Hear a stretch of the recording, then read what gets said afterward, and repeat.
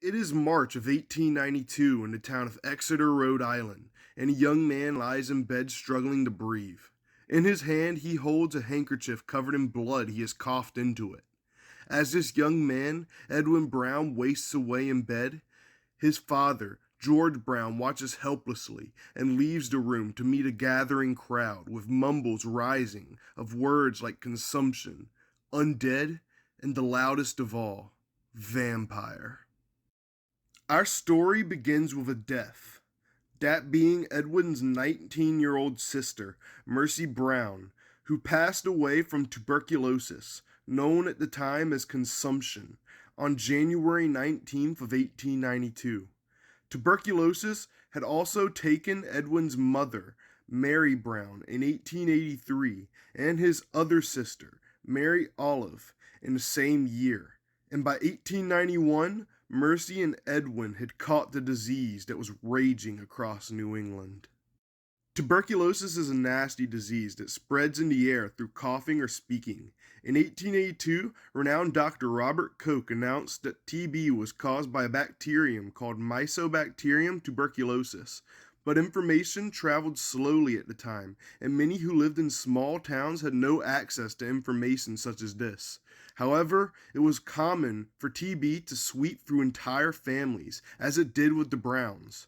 By 1882, TB killed 1 in every 7 Americans.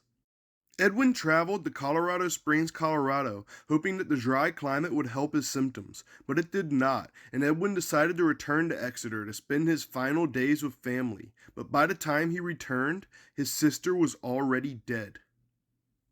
Back in New England, Edwin's health deteriorated fast. Doctors were unable to determine what was causing Edwin's condition to deteriorate so fast, but the Browns' neighbors and fellow villagers thought that they knew the answer, that one of the dead members of the Brown family was a vampire. Exactly 200 years after the horrors of the Salem witch trials, New England was under the grip of another hysteria centered around vampires. The residents of Exeter believed that either Edwin's mother or one of his sisters might be caught in a form of purgatory, undead, and sucking the life from Edwin from beyond the grave. Therefore, with George Brown's reluctant blessing, who didn't believe the vampire theory at first, the villagers decided to exhume some corpses. On a cool March evening in 1892, the party approached Exeter's Chestnut Hill Cemetery. They exhumed the bodies of Mary Brown and Mary Olive first and found bones as expected, but when they exhumed Mercy Brown, they found something else entirely. Mercy had only died 2 months prior, and accounts differ on whether she had already been buried or was resting in a crypt until the ground thawed. However, when the villagers took the lid off Mercy Brown's coffin, her body was on its side. Her face was flushed, her hair and nails had seemingly grown, and her heart and veins had blood in them.